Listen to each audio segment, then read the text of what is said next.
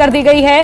फरीदाबाद में जिला उपायुक्त ने इसको लेकर फ्लैग मार्च भी निकाला है। पुलिस कमिश्नर के साथ मिलकर यह फ्लैग मार्च निकाला गया है। शराब के ठेकों की भी यहां पर जांच की जा रही है। और बीती रात की ये तस्वीरें हैं जहां फरीदाबाद में जिला उपायुक्त ने पुलिस कमिश्नर के साथ मिलकर फ्लैग मार्च निकाला। सुरक्षा व्यवस्था यहां पर चाक चौबंद है, इसका जायजा लिया। बेखौफ होकर लोग घरों से बाहर निकले, मतदान करें, उसके लिए व्यवस्थाएं यहां पर चाक चौबंद की गई हैं। 3000 पुलिसकर्मी, सीआरपीएफ की 8 कंपनियां सुरक्षा में तैनात रहेंगी।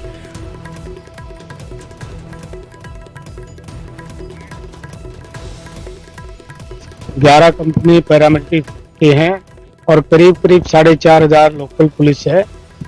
और पब्लिक को यही संदेश है कि निसंकोच होकर के अपना वोट डालें और किसी भी शरारती तत्व, बैड एलिमेंट को कोई शरारत करेगा तो उसके खिलाफ जो सख्त से सख्त कार्रवाई है, कानून के दायरे में रह करके उनके खिलाफ कार्रवाई की जाए। पुलिस प्रशासन की पूरी तैयारी है, किसी भी बदमाश आदमी को, किसी भी बैड एलिमेंट को कोई शरारत नहीं करने देंगे।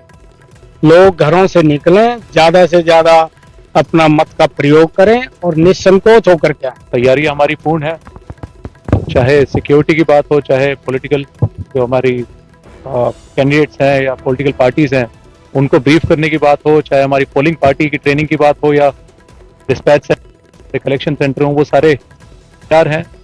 और साथ ही सिक्योरिटी की तरफ से अगर मैं बताना चाहूँ कि फ्लैग मार्चेस कंटिन्यूसली हम निकाल रहे हैं, चाहे दिन में हो चाहे रात में हो। तो हरियाणा विधान